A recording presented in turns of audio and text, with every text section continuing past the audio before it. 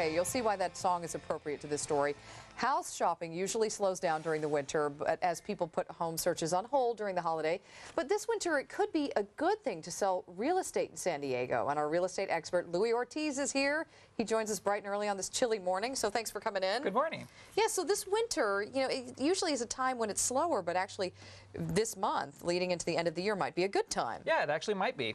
And why is that? Well, there's actually several reasons. You know, I guess starting with the fifth reason, one of the reasons is that services are more readily available. People that are selling their houses, you know, they can get services like appraisals and termite reports done. They're usually a lot easier to get. Another reason is, you know, you're saying your home looks great this time of year. Everyone after Thanksgiving has started putting out the decorations and doing all of that. So it definitely steps it up if there's some imperfections. Yeah, absolutely. You know, during the holidays, you know, people not only do they decorate for the holidays, but usually there's a little baking going on, and the houses smell great, and the houses just show so much better through the holidays. And then you and I were talking in the break about people who are serious about buying. Does that tend to happen at this time? You know, holidays, you know, most people like to spend their time with family and friends, and you know that if people are going to spend the time to go out and take a look at a house, you know that they're serious buyers. So they're not going to be wasting their time if they're not really serious about buying a property. So more serious buyers during the holidays. And also, there tends to be less competition maybe because not as many people are out there. So can you move things through a little bit faster? Yeah, absolutely. You know, every year we typically see through the what we call a market analysis is we see the trend of the real estate market that there's less inventory towards the end of the year every year.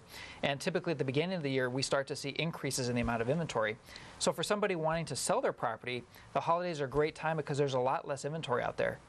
Now, when you talk about we're in a declining market, I know we were on this list, this Forbes list of actually turning around number 56. We're right there in the middle, which maybe isn't a good thing. I don't know. But so time is not on our side. Yeah, in a declining market, time is not our friend. And the reason for that is obviously as time goes on, you know, prices tend to get softer. And so another reason a good time to sell through the holidays is you typically will get a better price by selling sooner rather than waiting.